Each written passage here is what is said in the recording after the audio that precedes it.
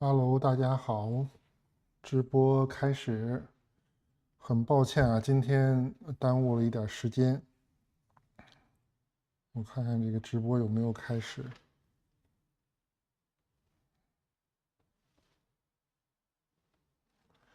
應該是開始了。今天這個有很多突發情況，我這個有一點小意外啊，蘋果的筆記本電腦突然登錄不了了。今天中午的時候收到一個提示說系統更新，然後我就重啟，結果我以為是要輸那個登錄密碼，結果輸入成應該是輸那個蘋果賬戶的密碼，結果輸錯了，輸錯之後把我這個筆記本就鎖住了。哎呀，折騰一下午都沒登錄，裡面存的準備直播的這個大綱啊，這些東西都丟了。然後今天臨時先用這個Windows 的前台筆記本先直播一下，畫面可能就有點暗。今天嘗試一下新的形式啊，我做了一個小的 PPT 還是存在網上，可以下載下来。然後我們今天講一講失眠。失眠是一個很複雜的問題，然後也困擾非常多的人的生活質量。而且现在研究認為，很多的疾病都跟失眠有關係，有一些疾病會引起失眠的症狀，然後有些這個疾病呢是由於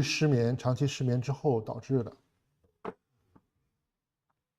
今天這個筆記本電腦可能電量不夠，然後這個麥克風也是線調的，我不知道現在的音量怎麼樣。我看到已經開始直播了，聊天室還沒看到，先這樣吧。那我今天就先試一下這個新的方式，我把這個 PPT 放到主屏幕，然後我就縮到這個角落裡面，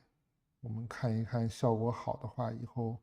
講內容的時候就可以用這個形式。哎呀，這個屏幕又有一點不太對了，調整一下。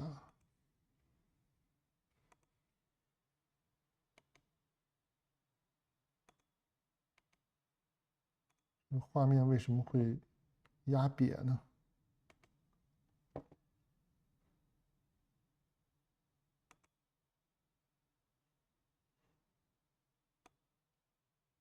这樣能不能好一點？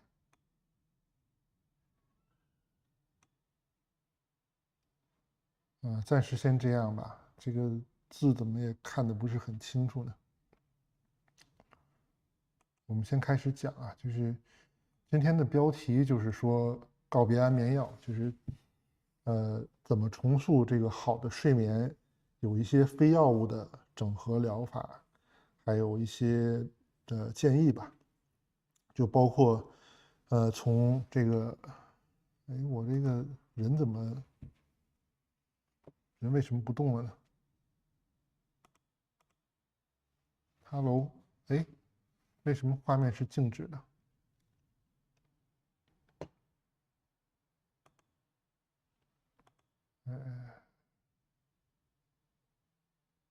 我也不会搞這個了。哎，為什麼是靜止的？算了，我把這個畫面放小吧。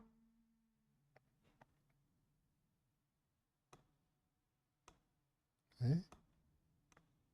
這個太複雜了，我把這個刪掉試試。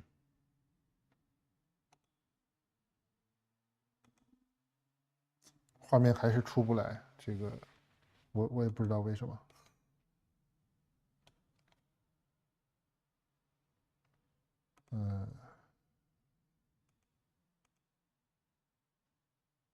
Hello，哎，我在動啊，為什麼是一個靜止的畫面？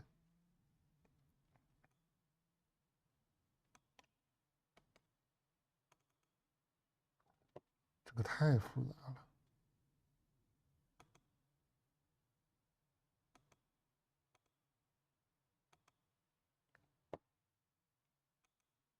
Hello，哎，可以恢復了。好，那我們就正式開始吧。主要是從幾個角度就是說這個認知行為療法，這是目前認為对改善睡眠質量、改善失眠這種症狀、这種表現的效果最好的方法。一會兒我們會詳細的講一下。其次呢，就是一些天然營養素，就是一些保健品。但是因為我個人沒有這個失眠的問題，所以我也沒有用過這些營養素，只是說給大家一些建議，從一些論文上啊，從一些數據上面都能看到推薦這些營養素。大家如果有相應的問題呢，可以針對性的去試一試，這樣呢就盡量擺脫傳統的這種處方的安眠藥，還有褪黑素。當然，如果你這個失眠或者是其他疾病原因導致睡眠質量特別差，有的時候還是不得不用這些藥。但是如果是日常普通的失眠，或者是有一些更好的方法，我们就尽量不用这些方法。因为现在越来越多的研究就認為，這種傳統的處方的安眠藥，還有鎮定啊、舒樂安定，還有這個褪黑素，有非常多的問題。其次呢，就是從整骨療法，包括中醫的一些方法呢，可以修復我們的自主神經，讓這個睡眠質量得到改善。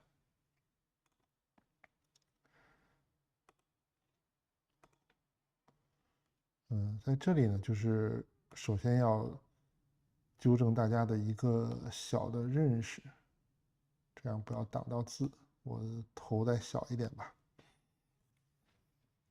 就是大家先要了解一個根本概念啊，就是說現在的研究還有觀察認為呢，這個失眠呢，它不是缺乏睡眠，而是說我們的神經系統、我們的意識啊，過度的警覺了。就是簡單說呢，就是交感神經，就是我們負責戰鬥或逃跑的這個神經過度興奮了，它該休息的時候沒有休息。而副交感神經呢，就是負責消化和休息的這個神經，它就受到抑制，所以就出現這種神經被鎖死了。你要想真正的治癒呢，就不能靠說用藥物，就真正的藥物呢，它就沒辦法強制關機的。就你強制關機，可能你吃完藥當時是管用，但是事後的副作用，包括它的一些藥理原因啊、生理原因，它反而會讓這個不平衡加重。從中醫上來說也是這樣的。這個 PPT 這個太複雜了，我這本來這個 PPT 是做的是給蘋果用的，所以它和這個 Windows 系統好像不是太匹配，就是這個邊上怎麼都露出來了。哦，這好奇怪啊！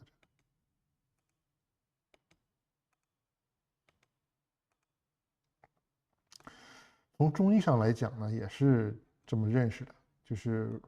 中醫認為失眠呢，所謂就是入睡困難，或者你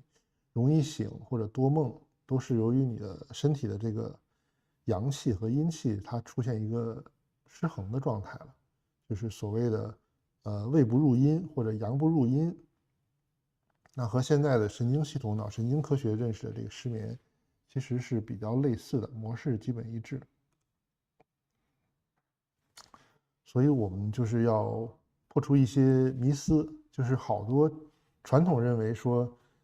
失眠的時候用的方法，其實是適得其反，而且就效果不是很好的。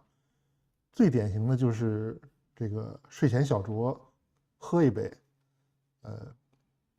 那天我跟一個朋友建議也是，他跟我說這個失眠很困擾，然後問怎麼辦，我說你這個怎麼跟他說了一堆，他說我覺得最管用的就是睡覺之前喝一杯酒，馬上就能睡着。這個呢就是一個特別錯誤的認知。哎，我為什麼這個不是應該能全屏放 PPT 的嗎？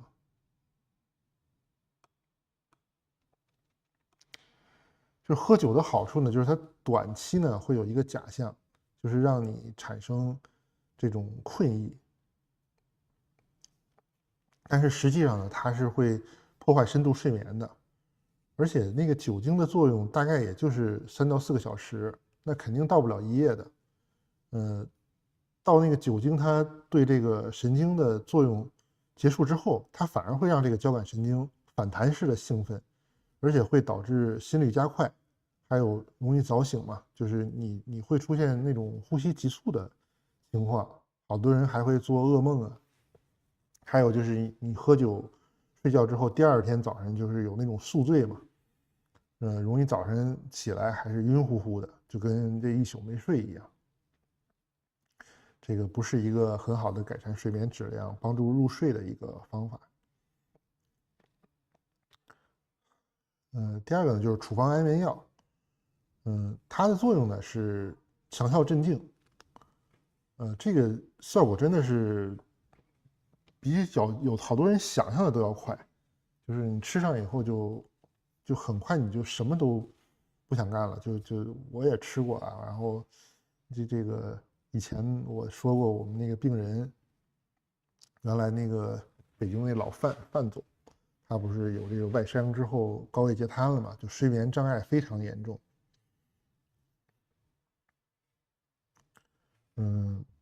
他就每天晚上要吃25片安定，就是不吃夠25片就睡不着，但是只要吃夠，他這就是秒睡，就是恨不得這個藥片剛進肚子裡。我們覺得這應該還沒起作用，他就睡着了。但後來也發現啊，他其實是形成這種心理依賴了。最後就是不給他吃這個安定，給他吃點維生素，吃點這個其他的安慰劑，他也能秒睡。最後就是好多人都會犯的一個錯誤，就是說，很多商家宣傳啊，包括你去超市、去藥店裡面能看到這種大量的褪黑素。好多人也是覺得說，哎，我倒個時差呀，或者睡眠不好了，首選褪黑素。很多老年人，包括我岳母，她有一段時間就是覺得睡眠不好啊，就去買這個褪黑素吃，就認為這個褪黑素呢是對這個睡眠是萬能的，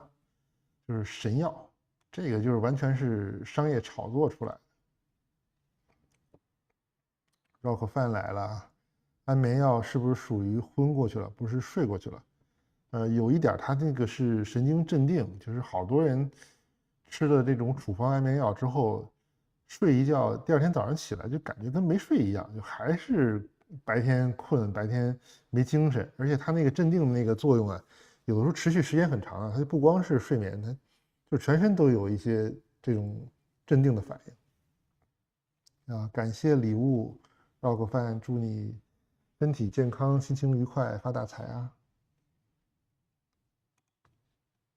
然後褪黑素呢，就是人體實際上24小時大概就正常分泌的話是0.3毫克，這就足夠正常的這個內分泌和生理的這種晝夜節律的這個交替了。但是你去看好多這個保健品裡面，它那個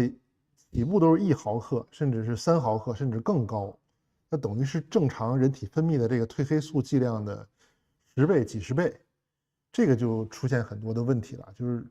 你用這麼大量的這個外源性的褪黑素進入到體內，這個人首先他的這個內源性的這種褪黑素就會大量減少，然後甚至他這個相應的器官會進行萎縮。另外，我看了一個這個研究報告啊，就是13萬人他做了持續很長時間的一個調查之後，就是發現，長期吃褪黑素之後是會有很高的比率，大概90%的比率，有可能會引發這個心力衰竭，就是有可能導致心臟的問題的。我10幾歲的時候也偶爾失眠，工作以後就好了，因為我發現一晚上睡不好也不會有什麼大礙，不怕失眠以後機會不會失眠了。這位類於 HN4PQ 的朋友說的非常對，這個其實你說的就是我們一會兒要講的認知療法的一個核心觀念，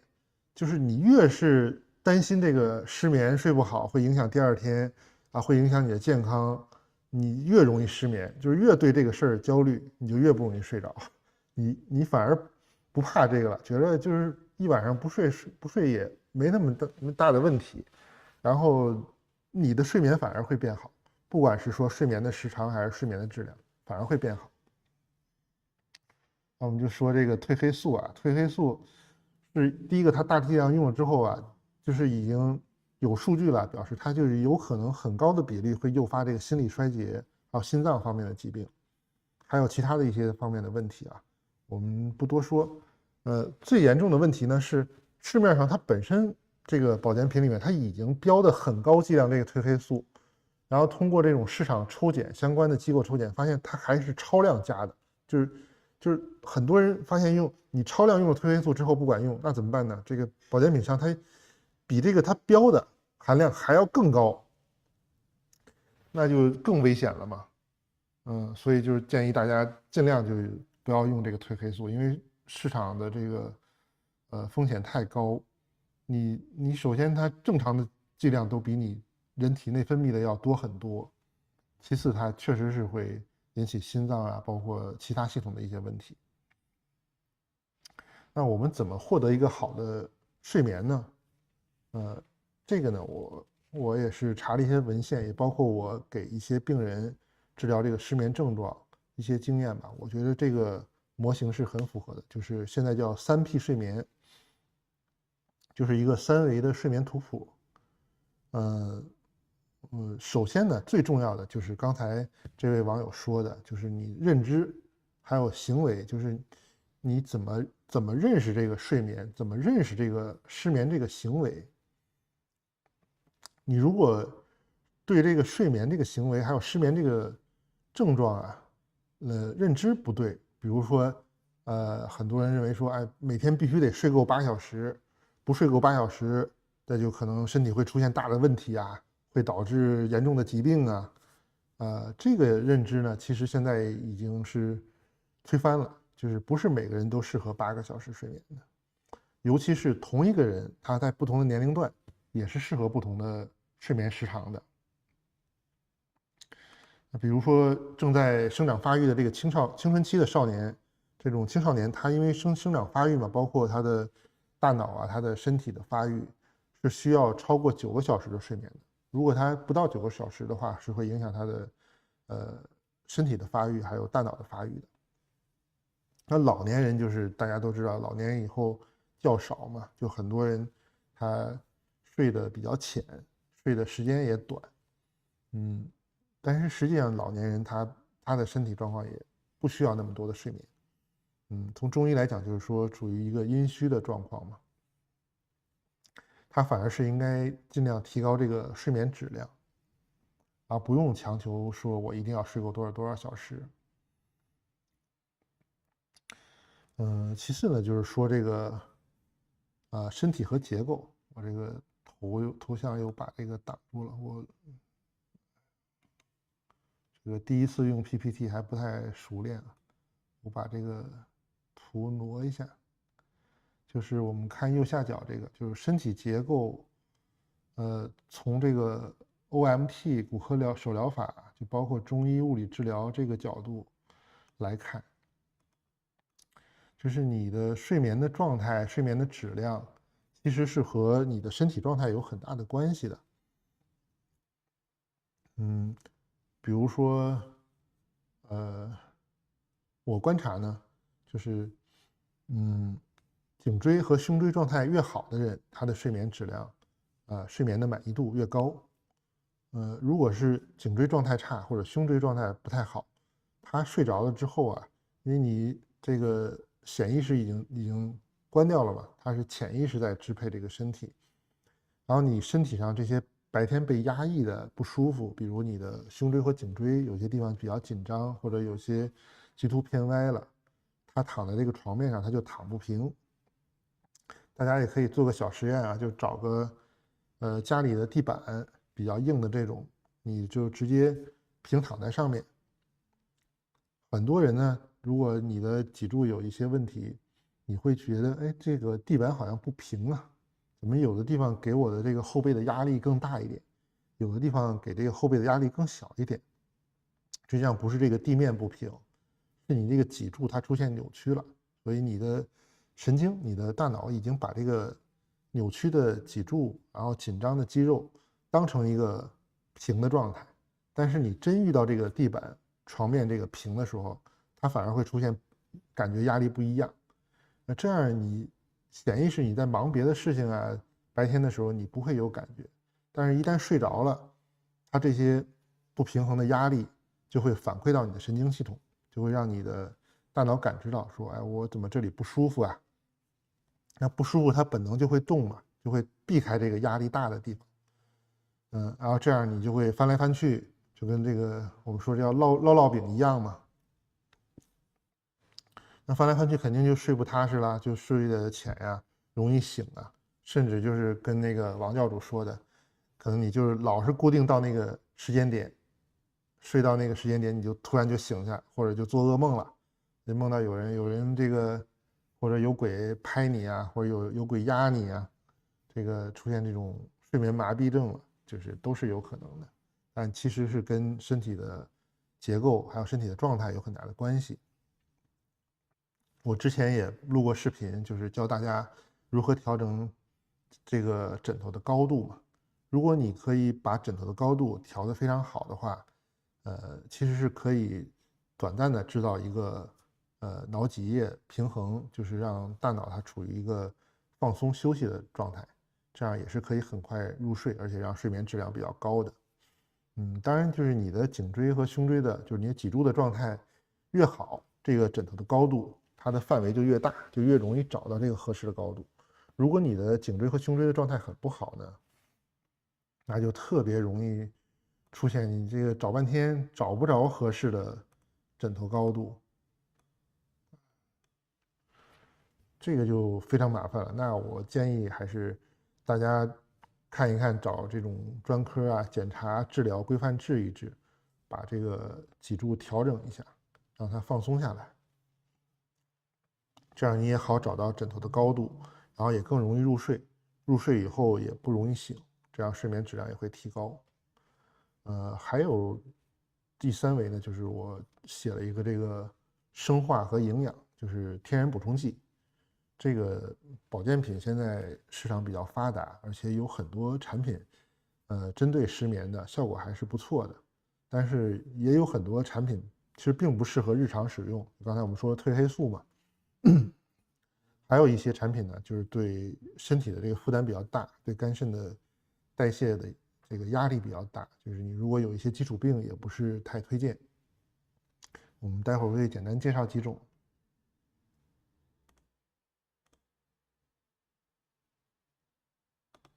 第一個呢，就是說這個認知療法。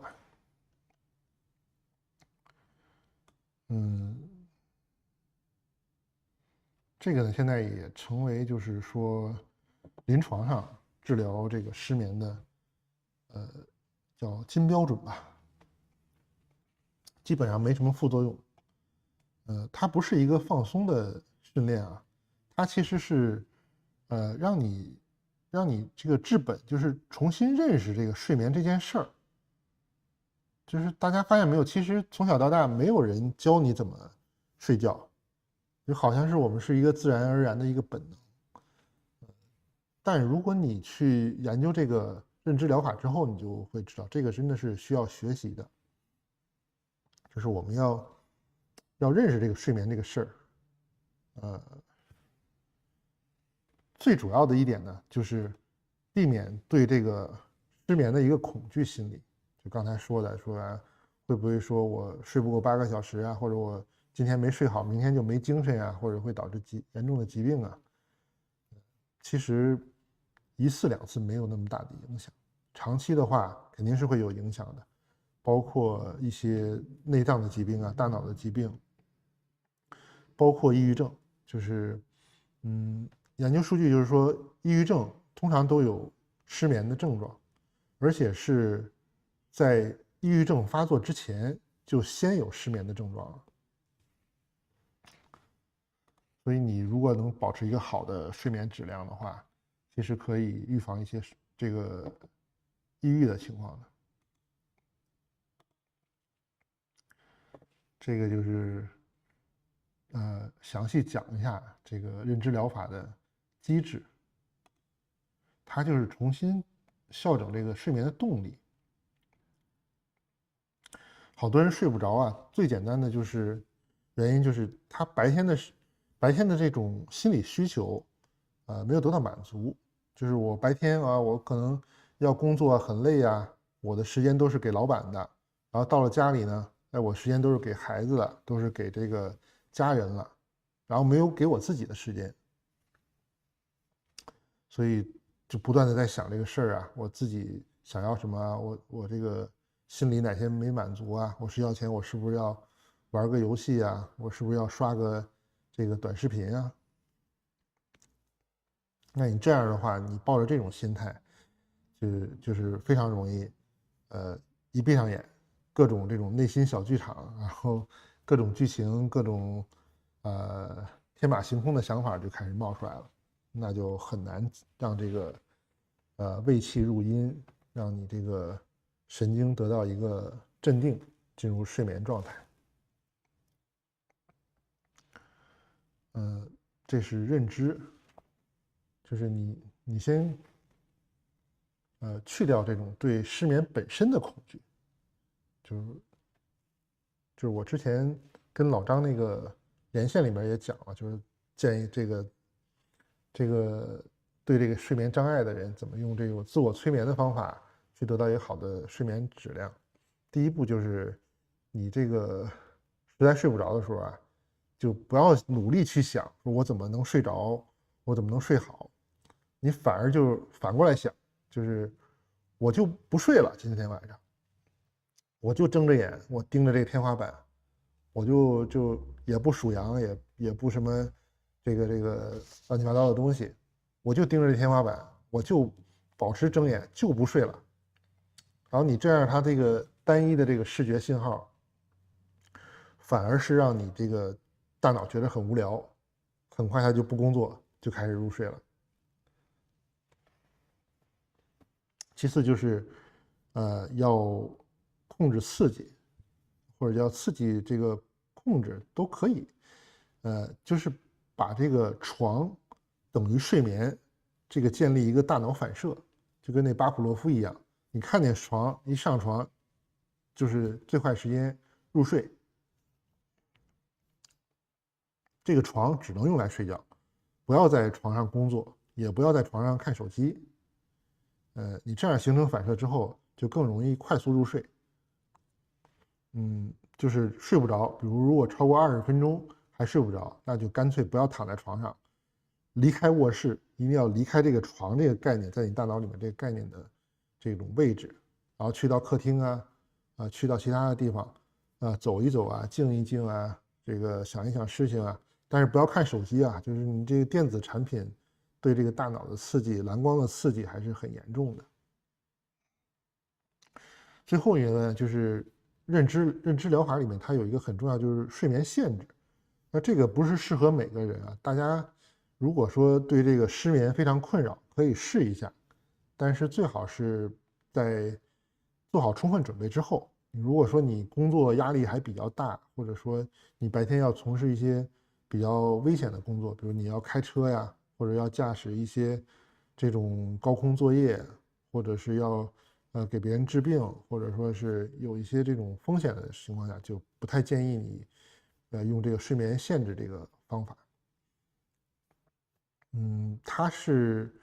什麼原理呢？它就是說把這個睡眠的驅動力給攒起來，就是白天完全不要打盹，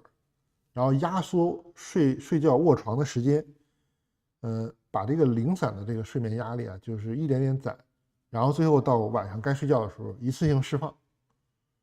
道理很簡單，但是就做起來挺痛苦的。我看報道就是用這種方法，大概前3到4周可能都是會很難受，很別扭，特別不舒服。尤其是你晚上你睡得又不夠，然後白天又不讓你補覺的時候，就是老打盹嘛，老想打盹，老对打瞌睡嘛。但這個時候一定要忍住，就是不要補覺，這樣它這個積攢下來之後，到晚上就容易睡着了。他那個要求是还挺嚴格的，就是比如你一旦出现醒了，如果超过20分鐘还是不能入睡，那就直接起床。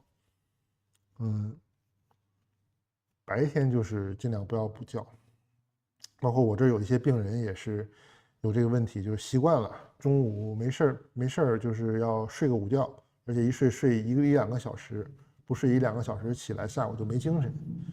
但是你這種白天補覺的行為，包括好多人就是習慣會這個回籠覺嘛，都是有這個問題，就是你白天你睡了以後，到晚上反而精神了，然後你到該睡覺的時候反而睡不着。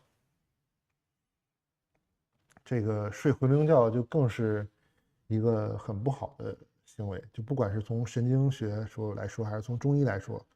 我記得我上學的時候，那老師就說，跟病人說，這個叫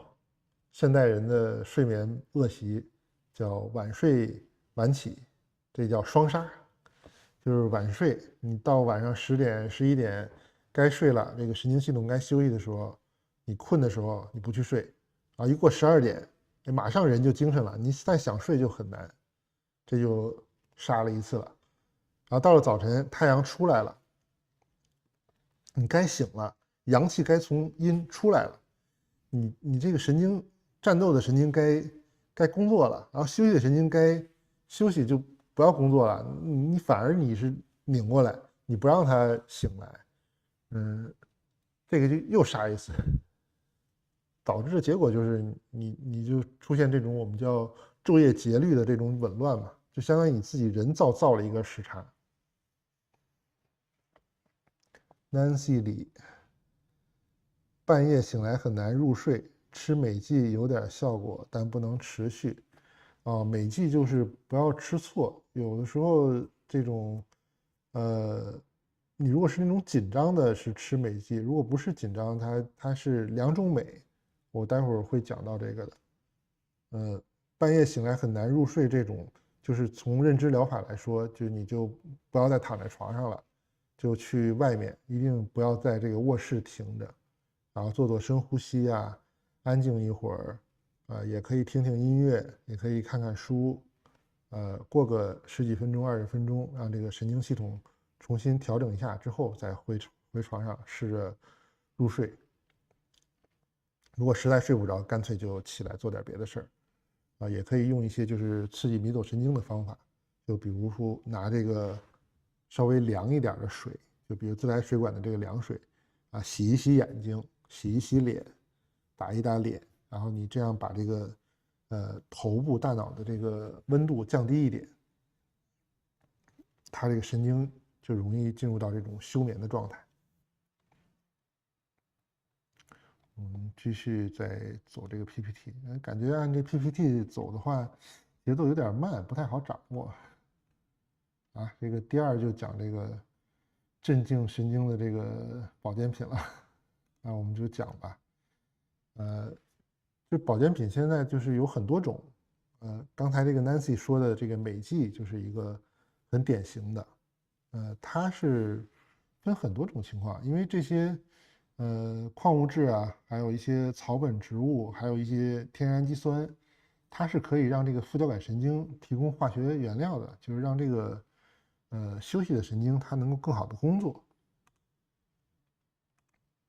那都有哪些？我們列了一個表，看看把我挪一下。大家可以看一下这個表啊。就是美劑呢，就大家一定要看清楚，就是鎂有很多種。普通的鎂呢，它其實是治療那種就是肌肉比較緊張的那種情況，就是比如你是因為躺在床上身體很緊，甚至小腿啊或者有些地方會抽筋兒痙攣，這種的話就是適合普通的鎂。但是也有现在更多的針對睡眠的是那種這個叫甘氨酸鎂，大家可以查一下它的英文名啊，我這個忘了列上了。這個是一個特殊的鎂，它是一個複合鎂，它是可以可以緩解肌肉緊張，就是包括就是我們剛才說的這功能，然後可以讓你这个更好的入睡，而且可以睡眠质量好一点。但是如果像刚才 Nancy 说的，就是这种容易醒的，长期睡眠不佳的，它就可以試着用，但是用的剂量要够。就是我写了，就320毫克，因为它不同牌子这个含量不一样，一定要看它里面含的这个甘氨酸鎂是320毫克，不是有的复合鎂它好几种鎂混在一起。相对来说比那个褪黑素要安全，但是如果你有肾功能不全啊，就是要小心一点，它是通过这个肾脏代謝的嘛。其次呢，就是這個甘氨酸，這個也是一個常見的保健品，但是好多人不知道它這個產品。這個其實是針對它的這種我們叫夜間核心體溫吧，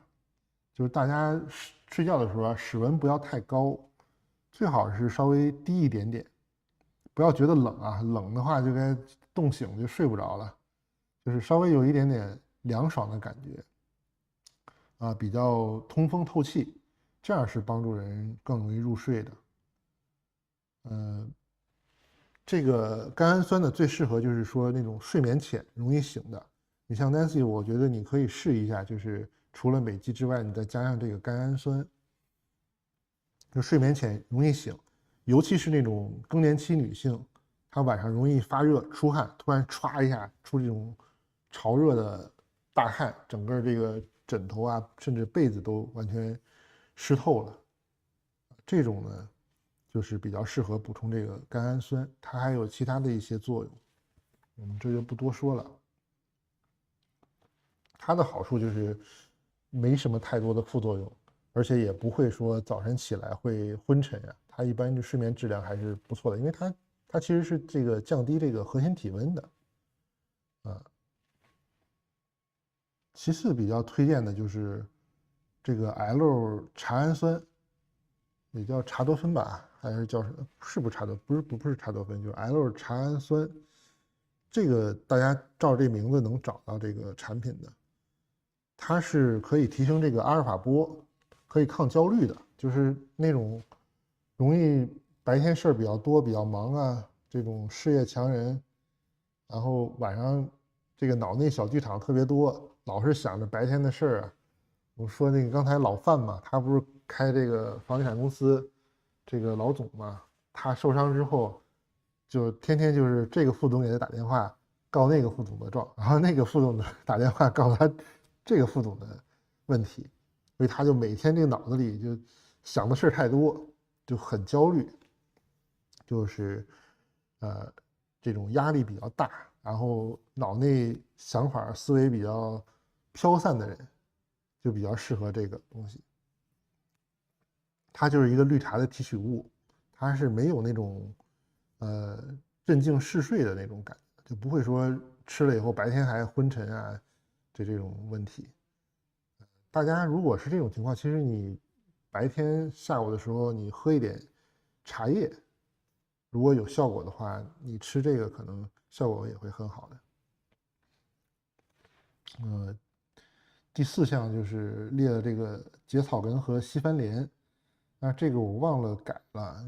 ，PPT 好久沒做。這個結草根這個啊，就是我不是太推薦，大家最好就別用了，因為結草根的話，它過量是有可能引起這種晨間昏沉的，而且還有一些其他的副作用。西番蓮就是比較安全，而且不會有什麼太多不舒服。這個開發成保健品也有很長時間了，這種就比較適合那種突發性的，比如突然出現什麼變故，突然入睡困難了，然後急需緩解的，它這種效果還是可以的，尤其是你以前沒用過，然後突然用的話，效果還是不錯的。但是相對比較溫和，就是你用一段時間之後，可能效果就沒那麼好了。最後就是打一個大大的這個叉子啊，就是這個褪黑素，它就是一個激素，它的作用呢，就是讓你大腦知道啊，现在天黑了，该睡觉了。就是大家只有在这个倒时差，还有这种昼夜节律失調，就比如刚才说的这种，有些青少年啊，他长期晚睡晚起之後，他這個晝夜節律出問題了，你這個是可以偶爾用一下，但是也不推薦啊，就是這個真的是風險比較高。它畢竟是激素嘛，它會破壞你自身的這個分泌。長期大劑量使用非常危險，會引起這種心臟的問題，包括肝腎的問題。這個就剛才說到這個褪黑素的作用嘛，它是向大腦發送這個黑夜的信號。這個在認知療法裡面是怎麼做的？就是通過你控制光線。建議大家一定要睡覺的時候把所有的燈，你的臥室的環境弄得能有多黑就弄多黑，就不要透光，不要有這個說窗簾還這個透點這個月光啊。這個你像我原來在國內的話，就發現這個晚上月亮都不是太亮，因為你人造的光太多了，就感覺不出來這個月光。到加拿大這兒你就發現這個月光還是很亮的。然後又可以出來了，這個圖片講完了。來，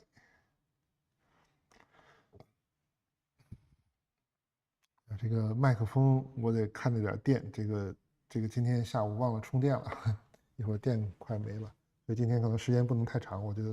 這樣簡短說，就是大家布置這個臥室的光線一定要注意。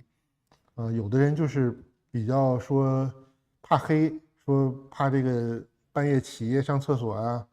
這個摔倒啊，或者是有什麼危險啊，或者有一些其他的這種，比如怕鬼啊、玄學的這種恐懼心理，這個大家不要用那種冷白光的那種很亮的夜燈，你就準備一個小的手電，或者是準備那種淡黃色、淡紅色、淡藍色，不要藍色啊，說淡黃色、淡紅色這種比較柔和的、比較暗點，就是亮度不要那麼高的這種小夜燈可以。尤其是青少年和小孩，就最好就不要用小夜燈。你用了小夜燈，這個對他身體的這個生長激素、對他的褪黑素都是有影響的，影響生長發育。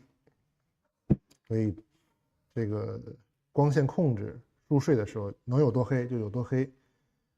如果你要弄小夜燈的話，你至少給自己準備一個眼罩。現在也有那種套頭的，就是把整個這個鼻子以上都給套起來，就避免這個漏光，就可以制造一個黑暗的環境，這樣你的神經可以更好的休眠。也可以準備那種冰敷的眼罩，你睡覺之前冰敷一下眼睛，這個叫潛水刺激嘛，它會引起這個潛水反射，就是也是能讓人心率下降，然後進入這種鎮定的狀態。也有學者就是推薦拿這種就是家裡冰塊，你像我們家也有制冰機，很多這個加拿大超市裡面也賣那個冰塊，你就睡覺前找一個小的冰塊，大小合適的，然後拿個紙巾或什麼裹一下，在這個耳朵後面這裡，稍微冰敷個1-2分鐘，就也是可以幫助盡快入睡的。然後天亮的時候呢，就第一件事情，大家要就是剛才說這個認知療法，就是重新建立這個睡眠的認知、睡眠的習慣啊。你一醒來，一般就是天亮了，或者說現在加拿大這邊可能4-5點鐘天就亮了。你醒來第一件事情啊，千萬不要刷手機，因為你睡一覺之後啊，這個眼睛它是沒有那麼多淚膜的，就淚膜不完整。這個時候，如果你很快打開這個電子產品，手機的這個藍光對眼睛、對神經的刺激都是非常大的，不管對神經還是對這個我們的眼睛，都是一個很大的傷害。應該怎麼做呢？應該趕緊拉開窗簾，這個讓身體和眼睛進入到這種自然光線下，就是讓你的身體和大腦神經確認啊，現在天亮了，該醒了，不能再睡了。這就是一個光線控制的問題。就除了我們用褪黑素，其實這個光線控制就已經可以很好的調整。包括大家如果是需要倒時差，就用我們說的這個，你這個把臥室的環境布置黑暗一點，戴個眼罩，然後早晨起來該醒的時候多看看這個外面自然光線的地方，然後多曬一曬太陽，這個都是可以幫助倒時差的。哎呀，最後就是說這個結構修復了，就是骨科手療法也好，中醫也好，其實是有很多方法可以把我们这个颈椎、胸椎这个結構調整好，讓它神經可以更好的工作。比如我們把這個神經系統、大腦當做一個人的話，你在一個正常面積的臥室，你肯定是能夠休息得更好，工作得更好。那你如果是在一個很狹窄、很扭曲的一個空間裡面，你肯定是不舒服的。神經系統和大腦也是這樣的。那我們就是要通過這種治療，當然如果你確實有這方面問題的話，我們就可以用這種物理的方式，就是通過手法呀，通過物理治療來把這些緊張的結構、錯位的結構調整好，給大腦和神經系統一個很好的工作和休息的環境，這樣它就能更好的工作。淚魚有提問，我對象睡眠困難，總是需要半個小時才能睡着，而且睡眠比較淺，白天沒精神。我粗略了解，這和他橋本氏甲狀腺炎有關係。確實是這樣，他這個有一些內分泌的疾病是很影響睡眠的。這個也是剛才我正在講的這個嘛，就是你結構的修復的問題，就是你有甲狀腺的問題，你要先把這個甲狀腺先控制好，然後同時呢，你有甲狀腺也說明它可能頸椎也確實有一些問題，就是頸椎對這個甲狀腺的影響是很大的，頸六這塊，所以你可以找一個醫生啊，或者是附近的這種做放鬆的按摩的地方給他定期維護保養一下，把頸肩這個位置放鬆好。也可以像我之前在視頻裡面推薦過這種花生球按摩器，可以睡覺之前，比如你提前個1小時，然後就平躺着，然後把它墊在這個腦後顱底這個位置，躺個5-6分鐘，讓這個地方放鬆下來，它就更容易入睡了。還有之前說的這個調枕頭，這些方法都是可以用的。然後最重要就是形成這個認知療法，就是他自己先要認知這個。不要對這個睡眠，對這個睡不着這個事兒太執着，睡不着就睡不着。你說半個小時，一般那個認知療法限制睡眠的時候，就是說，如果20分鐘沒睡着，就不要在床上躺着了，就趕緊起來。然後我建議最好它是可以做一個系統的這種認知療法的方案，就是我們先建立一個睡眠的儀式，比如我準備11點入睡，那我可能9點半。10點提前1個多小時，不要碰電子產品了，可以去沖一個熱水澡，然後聽聽音樂，看看紙質的書，就不要說這個聊大天了，就是把這個情緒勾起來，就是讓情緒盡量穩定下來，做一做這種呼吸的訓練，甚至可以做一做深蹲啊，我們說的棒鈴，讓這個身體的氣血運轉一下。還有呢，我比較推薦的病人的一個方式就是可以用那個足底筋膜滾軸，或者是躺在床上旋轉腳腕，2個腳一起，然後也行，然後先轉一個腳，再轉另一個腳也行，就是讓這個腳腕轉來轉去的單方向，不要轉太快，慢慢轉，然後讓我們這個氣血從腦部、從內臟、從身體往這個下肢末端去引一引，這樣它的入睡困難就能夠得到改善的。就是形成一個睡眠，我們叫睡眠儀式吧，就是提前1個小時做什麼，提前半個小時做什麼，然後最後準備好了，到睡覺的時間點了，再上床。然後如果15分鐘、20分鐘還沒睡着，你就不要躺着了，就起來。比如說腦子裡有小劇場的，你就起來離開這個臥室，把這事想透了，想清楚了。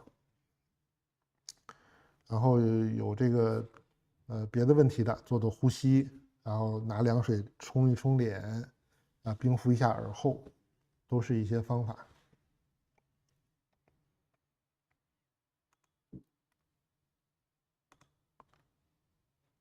就是講一講它的原理。總的原理就是說，就刚才我說的这个，讓它这个神经和软組織、身體結構能夠更好的讓這個神經更好的工作，可以進入它正常的休眠狀態。其次要特別介紹一下這個顱底療法，就是顱底神經，它呢是能夠直接刺激這個副交感神經的，就是我們說的這個頸椎最上面，還有這個骨盆這裡。這個也不僅是說你一定要學這個專門的顱底專業的手法或者中醫的專業手法，你作為家人來說，你就是把一個手掌放在他這個後腦勺這兒，然後另一個手呢就放在他的這個骶骨這裡，他趴着也行，側躺着也行，然後平躺着你把手放在他的身體下面也行，就是形式不是很重要，重要的是你的這個跟他建立一個這個身體的連接，然後你的手呢就是給他的身體這個顱底的這種系統一個刺激，它就會進入到一個修復模式。說的很玄，但是確實是有效果的。也不需要你說會什麼練什麼功啊什麼的，就是手放在上面就會有效果。我記得前2年那個哈佛不是還是做過一個研究嘛，就是說靈長類就是都是有這種肌膚飢渴，都是需要輔助的，就是你只要手放在上面就會有治療的效果。張軒啟問貝貝佳對孩子有用嗎？千萬不要用貝貝佳，就是貝貝佳是一個非常成功的商業上成功，但是從醫學上是非常失敗的一個產品。貝貝佳對人的脊柱的破壞是非常大的。你如果發現他有駝背，你讓他練練棒鈴，讓他練練攀岩，練練引體向上，都可以得到糾正。但是這個用貝貝佳呀，你一旦用上，你就離不開了。而且它把後背這裡硬拉直了嘛，拉直之後，代價就是你的腰椎下背部的壓力會更大，然後你的心臟和肺，你的胸腔受到擠壓，你的心肺功能受到限制。這個傷害比駝背可嚴重多了。就是你給他做按摩，然後或者專門的放鬆放鬆，然後不要有那麼大的壓力，多增加戶外活動，多看看遠處。我之前也做過很多這個視頻，就是教大家怎麼鍛鍊治療這種頭前伸的體態，就我們說的圓肩駝背。好多呢其實只是說它一個前後左右一個不平衡的問題。有的時候青少年沒有那麼複雜，但是你一旦用貝貝佳給它固定成那種，我們叫軍人站姿、軍人體態，就是整個後背這麼挺着的，這個會出現很大的問題。我治過好幾個這種貝貝佳的受害者吧。原來國內這個有一個人民大會堂一服務員，這個前2天這個中美峰會不是還有網上說是什麼都是燕子啊，都是什麼特工，也不是啊，就人民大會堂有的服務員就真的是普通服務員，他就只不過學歷高點，然後長得好看點，然後那個小姑娘呢就確實是很漂亮，她母親也很好看，然後帶過來就是這個問題，她就因為要學禮儀嘛，她就長期帶這個貝貝佳，然後腰這兒帶一個腰封，24小時帶着。不是說光上班的時候戴，睡覺的時候都戴，然後戴了可能得有幾年吧，然後就發現出來很多的這個不舒服的症狀，人就是動不動就暈了，然後說低血糖吧，一測血糖也正常，然後到我那兒的時候，我一看解開那個腰封和貝貝佳呀，它這個後背兩邊顏色都不一樣了，就是本身它是有一點點脊柱側彎。但不是特嚴重，但是它貝貝佳硬給它拉直之後，等於側彎的這邊它壓力就特別大嘛，特別大之後這邊就慢性缺血，那個皮膚就變得很灰暗，然後長了很多這種皮膚的問題，然後一側的身體就老是沒勁兒。後來我說你哥千萬不能再帶這玩意兒了，然後後來經過治療，经過这个把这个背背佳给戒了吧，然后后来状态还是恢复的不错的。我这个电量可能快没了，咱们得加快点速度了。然后在这边呢，还治过一个挺典型的一个小伙子，长得很帅的，女朋友是这边选美冠军，华人小伙子啊，就是高富帅吧。然后一来我就觉得他这个状态不太对啊，就挺得太直了。然后我说怎么回事？就是长期的颈椎啊、肩膀、后背酸疼、没劲儿、累。然后我说那就治治吧。然后到床上先脱衣服，就是先把这个背背佳解开。他说离不开这個東西了，離不開這個東西呢，那我就是給他治吧，然後我就問他怎麼回事啊？就是從小這個家長給他帶這背背佳，帶到後來呢就變成他主動了，因為他覺得戴上以後就人很挺拔，然後覺得這個自己形象好，然後呢問題就是每天他睡覺一摘下來之後，整個他這個後背啊、前胸後背脖子都是會有非常深的這種疲勞感和酸痛感。就是他給用這種外來的力給它固定上以後，並不是說你的肌肉就省勁了，你的肌肉反而會容易缺血萎縮，然後它一旦沒有這個支撐，它就會變得非常疲勞，就反而加重你的這個蛻變。所以他很年輕，但是那個脊柱的狀態真的是很不好，治了好長一段時間才好。淚魚問啊，對象真的頸椎不好？確實是我看了好多甲狀腺疾病。就是我們那個朋友不是潘潘他們家就是看甲狀腺的嘛，就是我們就一致認為就是都得先看看頸椎，要不然這個甲狀腺也很難調得特別好。反而你把頸椎調好呢，你有些甲狀腺的問題就很好解決了。哦，奧克蘭應該都有吧？我覺得你就去一些官方網站去查看那個谷歌評價呀，或者你去試一下吧。我覺得看病大家還是盡量就近啊，你沒必要說這種，因為很多病它是需要生活方式的調整啊，需要有一個這種療程的規劃的治療的，它不是說網上傳聞的那種，好多人認為說立竿見影啊，治一次就好。你如果是一次就好的病，你可能一次能治好，但很多的疾病，特別是這種頑固性的，它都是一個長期的生活方式的積累造成的結果，所以它是需要一個規範的治療，但是需要時間才能慢慢恢復的。你去奧克蘭那邊肯定是有適合你的這種治療師或者醫生的，你當然不要輕易嘗試啊，你去聽一聽身邊的人吧，有這種建議啊，有比較口碑比較好的，然後你可以先去做個評估，先去問診。你如果是像這個北美這邊，你像原來寫信那個滑雪傷的朋友，他找物理治療，我推薦他找物理治療師，就他找了物理治療師，結果這個不太靠譜嘛，估計找了那種連鎖的物理治療師，他就是那種流水線式的治療。就是大家學來都是一套方案，他沒有根據你的情況去治療。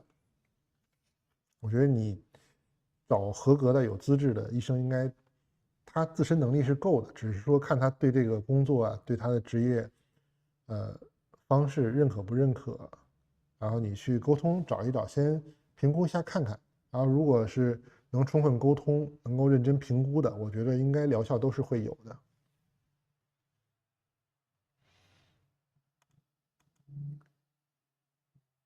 然後你也可以就是剛才我說的這個顱底嘛，就是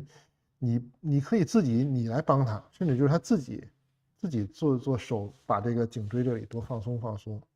練一練棒鈴啊，調整一下生活方式，那應該都會有改善。治療就是說我自己沒辦法，或者說我有困難，或者說我希望能夠更專業的解決，那你去首先考慮。然後我覺得還是先調整生活方式為主。就剛才說的，改變這個認知，對睡眠、對失眠的認知，這個是第一位的。然後其次就是說，我們可以通過一些簡單方法放鬆神經，建立這個睡眠的儀式。就顱底療法這個是很簡單的，就你把手放在他的後腦勺和骶骨這裡，就放在這兒就行，時間也不用太長，5到10分鐘足夠了。你不用使劲儿，然后他也不用使劲儿，就是越放松越好，效果越好。我们要抓緊時間了，我的筆記本電腦也快沒電了。這個就是說它的效果都是得到一些數據的認證的。然後這是剛才說的，就是你建立這個睡眠的微環境嘛。這個我們大家可以截個圖。哎呀，我把我的頭挪開，不會挪，這個電腦技術不行，我就還是挪這個 PPT 吧。就是說光線你不要用褪黑素，就是然後溫度，然後這邊就是觸覺。觸覺呢，大家可以考慮從亞馬遜啊或者你附近的商店找一個叫做重力被。我睡覺我也是用這個，它是把被子裡面啊，就除了正常的棉花之外，羽絨之外，它是縫成一個的方形的小盒子，然後裡面是加了这種應該是鉛塊或者是銅塊吧，就是有那種小銅珠、小鉛珠，反正是有的是用那個重塑料，反正材質不一樣，價格不一樣嘛。然后它是讓這個重力均勻的分布在這個被子上的。你要整個抱起來就覺得這個被子好沉，但是它壓在身上呢，它就等於是增加你這個觸覺刺激，然後它可以物理上就是安撫这種過度活躍的這種神經系統。像失眠有一個很常見的疾病叫做不寧腿綜合徵，就是他白天的時候沒事，一到床上一要睡覺或者一睡着了，哎呀腿就不舒服，老是想動來動去的，它其實就是他的這個神經系統有一點過度活躍。還有其他的一些疾病，還有一些身體狀態，就比如容易醒的這種人，就可以考慮買一個這種重力被，然後你睡覺的時候就把這個重力被蓋在身上，它就是不會說是像整個人壓在你身上或者很重的東西，它那個重量一般都設計的比較合理，當然也有各個檔次來選啊，就是男士可能身體比較壯的，你需要重一點的，女士和小孩可能就稍微輕一點，還有這種高中低檔。然後帶上這個重力被呢，也是對很多人來說會改善睡眠質量，讓這個入睡更容易。然後就是聲音和嗅覺，這個是剛才這講的時候沒說的。聲音呢，就是大家看人的體質，就有的人他可能是這種視覺系的，有的人就是這種聽覺的，就是一到安靜下來，一到入睡，他就還覺得好像哪兒都有聲音啊，這兒響一下啊，那兒的電器動一下啊，就是老是處於一種警覺的狀態。那大家就可以試着用一下這種粉紅噪音啊、白噪音啊，就是有這種儀器，也有這種 APP， 你也可以從網上下載一段就循環播放，或者是定一個鬧鈴，不是鬧鈴啊，就定一個定時器啊，比如20分鐘以後、1個小時以後它自動關。這個也是有一定效果的。我自己是試過，就是我師傅錄的一段他這個念咒的一個錄音，40分鐘吧。然後我把那個40分鐘睡覺的時候就循環播放。從這個睡眠監測的角度，就生理指標啊、睡眠質量各方面，有這個白噪音，就是有這個我師傅念咒這聲啊，就比什麼都沒有或者其他的白噪音，就睡眠質量就明顯提高。大家可能得試一下，就是不是每個人都適合同樣的這種情況，可能我適合這個我師傅的這個念咒的這個聲音，種種因緣吧。然後你聽這個《金剛經》或者《心經》，你像這個齊豫、王菲，他們都錄過歌曲，也都錄得不錯的，可以試一試。也可以試一試你最喜歡的歌，當然是比較輕柔的。你要說你喜歡搖滾，那你就不要放了，就是比較舒緩的這種節奏比較慢的音樂也好，白噪音也好，流水的聲音啊，然後刮風的聲音啊，然後這很多種，你試一試應該是能夠找到對你來說效果比較好的這種白噪音。還有就是嗅覺啊，就是芳香療法嘛。有些精油，還有一些香薰啊，像我們家也是買了那個王教主推薦那個洋甘菊吧，啊，就是放在卧室，放在这个走道里面，这个淡淡的香味。或者简单的话，你比如你弄个柠檬啊，弄个橘子皮，弄个苹果放在床头，有的这个嗅觉比较敏感的人，他对这个闻这个味儿的效果就比较好。这是物理环境，光和溫刚才已經說過，就不重複了。所以這個就是三級結構嘛，剛才我們講的這個3條大家都可以用。最後呢，就是跟大家說一下，這個睡眠呢就不是靠這個強制關閉大腦，而是呢你要讓這個大腦還有身體感覺到安全。它神經自主神經重新平衡了啊，從中醫來講就是陰陽重新平衡了，你這個認知對睡眠的認知還有營養跟上了，這個就是你最好的一個睡眠之旅。然後放棄那種說我有什麼什麼助眠神器啊，什麼褪黑素啊、安定啊，吃上就睡啊那種速效的東西，那個都不靠譜或者副作用很大，就不推薦的。然後我再多講一個就是口呼吸的問題，就是好多人是有這種打鼾的狀態，就是我們說這個舌基下塌了嘛，然後睡着他神經不控制了，就出現這種打呼嚕。以前老多人認為說打呼嚕就是睡得香，其實是如果打呼嚕的話，他的睡眠都是淺睡眠，睡眠質量是不太好的。那口呼吸本身是一個單獨的問題，會影響身體很多地方。我們今天就不講那麼複雜，就是簡單的一個方法，一個小技巧吧，就是也是那個 Mike Mullin 他們推廣的一個方法。大家如果有這種會有睡眠呼吸暫停或者是打呼嚕的狀態的話，可以試一下。如果有效呢，就應該是會改善你整體的這種睡眠質量。抱歉，今天是在前台這裡，所以外面過車有一點點噪音。方法呢就是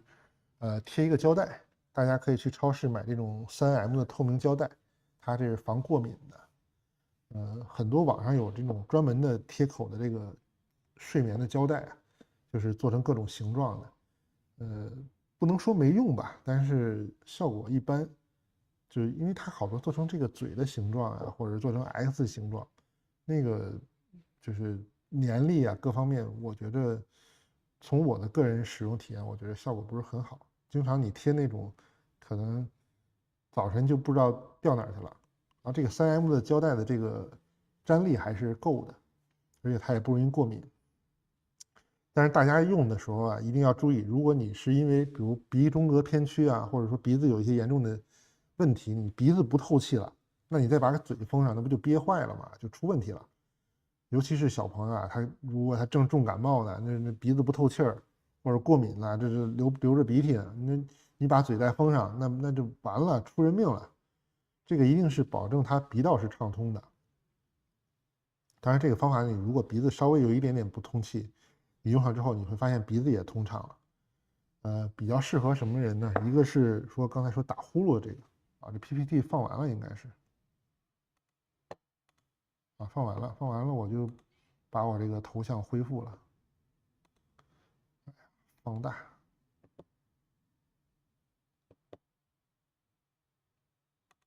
哎，我靠，這個太複雜了，這個功能搞不熟啊。我就回來了。這樣大家看這個膠帶就更清楚一點。這個加拿大這邊它是有一個盒子，然後有一張紙貼在上面，能夠看到這個3M膠帶。這幾年漲價漲得也挺厲害，但比那種專門的貼嘴睡覺的那種膠帶還是便宜的。剛才講到哪？就是一個是說打呼嚕，然後會有口呼吸，睡着以後口呼吸的這種症狀。還有就是剛才我們說的這種更年期，它容易潮熱汗出，睡着睡着覺半夜頭出一身汗，上半身出一身汗，甚至手腳出汗，然後整個被子枕頭都濕透了，這種的話你貼上膠帶，它這個改善呼吸模式，也會讓這個出汗的情況有改善的。還有一個是，還有一個就是早晨起來，那个，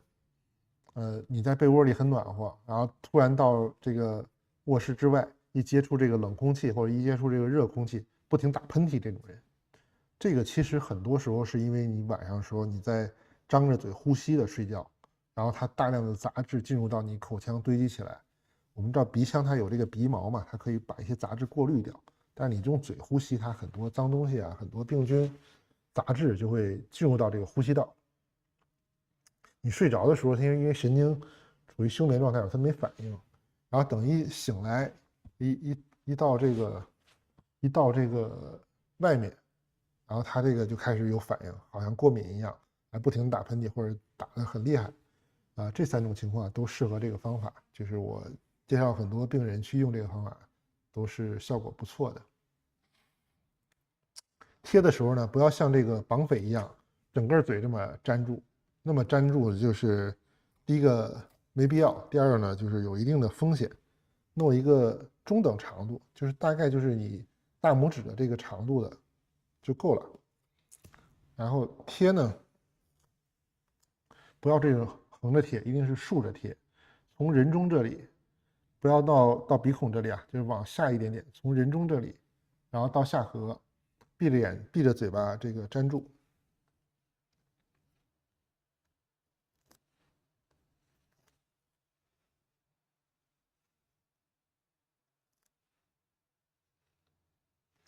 哎呀，我这個對着攝像頭就左右不分了。好多人擔心啊，粘上以後會不會憋死？你看啊，他人的這個口腔是有彈性的，我粘上以後是能夠透氣的，兩邊能走氣，然後也能說話，並不是說像那個電影裡那綁匪一樣，粘上以後你就不能說話，不能透氣了，那種就太恐怖了，不是我們治療的方式。這樣粘上之後呢，當你睡着，它試圖口呼吸的時候，它這個粘力會提醒你的這個神經和皮膚，讓你這個嘴唇啊知道不需要張開，然後它就又合上，或者就不會說張得那麼大。然後口呼吸的這個呼吸量也不夠嘛，所以你這裡封住之後，更多的氣體就從鼻道走了，你就摘下來了。它這個粘性還是很強的。所以這是一個方法，就是大家如果看自己的家的寶貝啊、小朋友，他有一點點口呼吸的傾向，或者說這個家人有這個打呼嚕的狀態，或者是有這種睡覺時候出汗，或者早上起來一起來就先打噴嚏，這個我覺得你可以試一下這個小的方法，可以改善口呼吸，可以改善睡眠質量。這就是今天關於失眠的一些小講座。今天這個意外比較多，這個狀態不是太好，大家就是講的有點沒太條理，就順着這 PPT 過一遍。好多準備的資料都丟了，就沒來得及講。還有點時間，再吐槽幾句吧。就是我看這個跟這個今天主題就沒關係了，就大家隨便聊一聊啊。就我看這個王教主說想有興趣參加列治文市長的選舉啊，我是這個雙手贊成，強烈支持，就是趕緊的吧。我這幾天在網上看他們這些已經開始試選了，試選的這個籌備了嘛，好多已經團隊開始在做廣告，網上做廣告，在下邊發傳單，各種宣傳，啊，太他媽 low 了！這幫人真是他媽的素質太低，根本就不配有這種民主選舉。我靠，就是簡直離譜！我就不說名字了，我就提一提他們說的這個宣傳材料，我看了以後真的是很生氣。我靠，這種人就他媽能去參選市長？我靠，我覺得馬克·吐溫那個小說還是寫的太保守了。這種傻逼也他媽要參選。第一個，我覺得他們肯定選不上；第二個呢，選上了我估計他媽正經事幹不了。就是水平太差了，而且真的是完全没有说，你说列治文华人比例这麼高，完全沒有為華人華裔的利益考慮，都是奔着自己那小九九，奔着自己怎麼做廣告，把自己生意做起來，怎麼撈錢的這個角度。當然我沒證據啊，但是他這宣傳材料，你稍微有點腦子、有點社會經驗的人，你請個幕僚，請個有這種政府工作經歷，或者說有這種公共政策知識的人，你去寫一下那個宣傳材料，都不會寫的這麼 low 到什麼程度啊？哎呀，我看了有一個宣傳材料，用大量的篇幅說，哎，我們這個準備參選這個列治文市長的這個候選人非常優秀，有多優秀呢？奧運選手，代表加拿大參加過奧運會，單板滑雪女王哦，滑雪很厲害的。然後呢，沒有了。我靠，你滑雪滑得好，跟當市長有什麼關係？然後又介紹說，哎，我們這個候選人是注冊會計師哦。我靠！然後說他的主要政治綱領是什麼呢？就是可以讓大家的這個稅變少。啊，這個互聯網是有記憶的，你是注冊會計師不假，但是你注冊會計師跟這個施政綱領沒什麼關係啊。你說讓大家減稅，結果上網一搜你的名字，前2年列治文地稅一年漲了5%多，5點多，將近6%，漲這麼高，你投的贊成票呀？你這不會是跟那個葛優演那似的啊？今天先大踏步後退，明天就能大踏步前進了？我靠，你這招數也他媽太弱智了吧？蒙誰呢？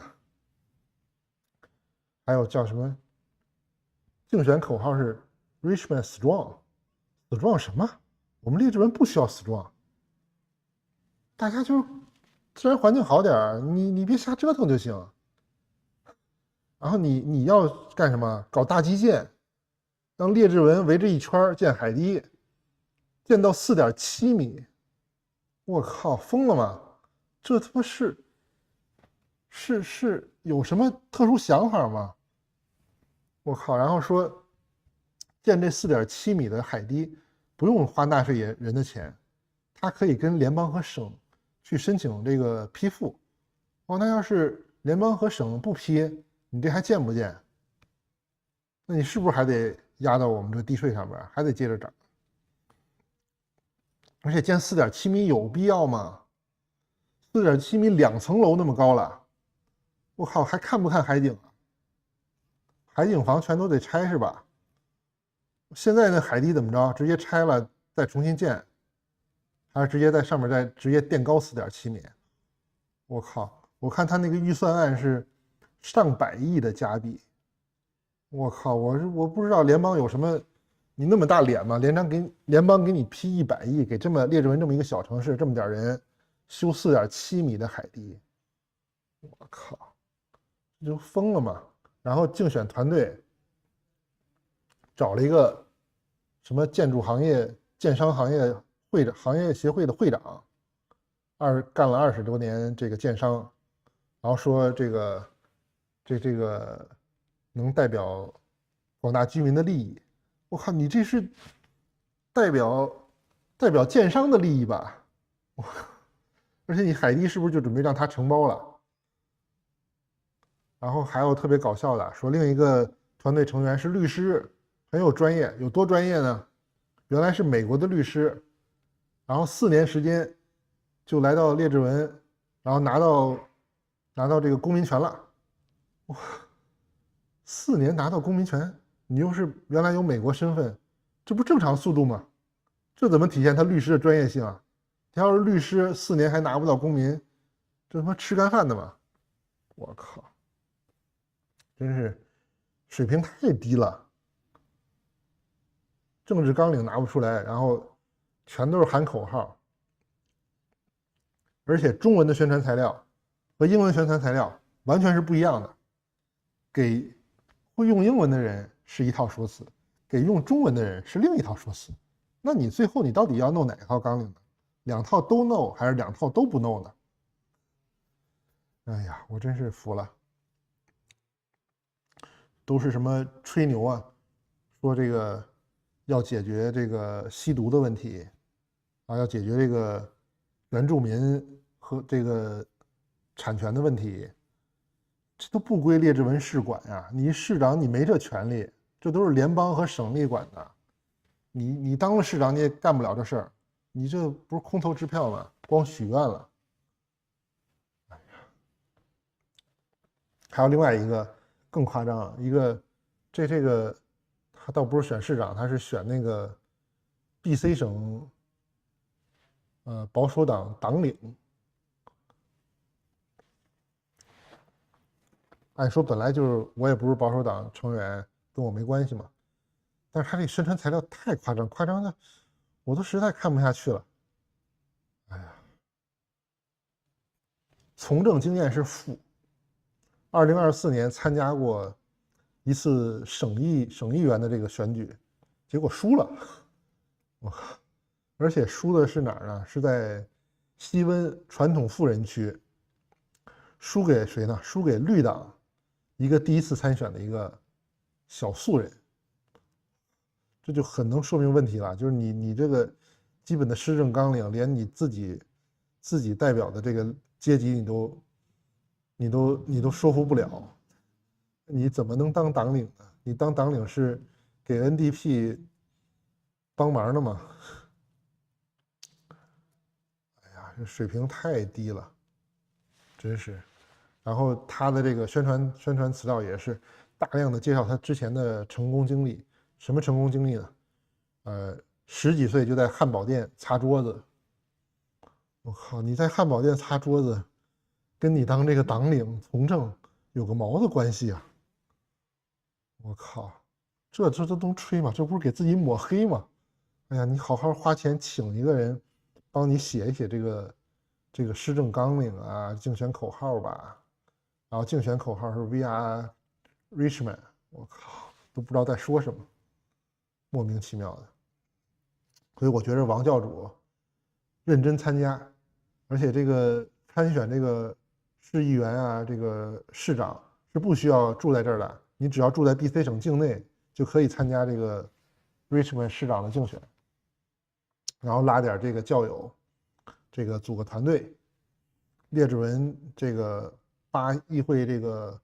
8席議員嘛，我覺得你拿下1半是沒問題的，你不用這個王教主多優秀，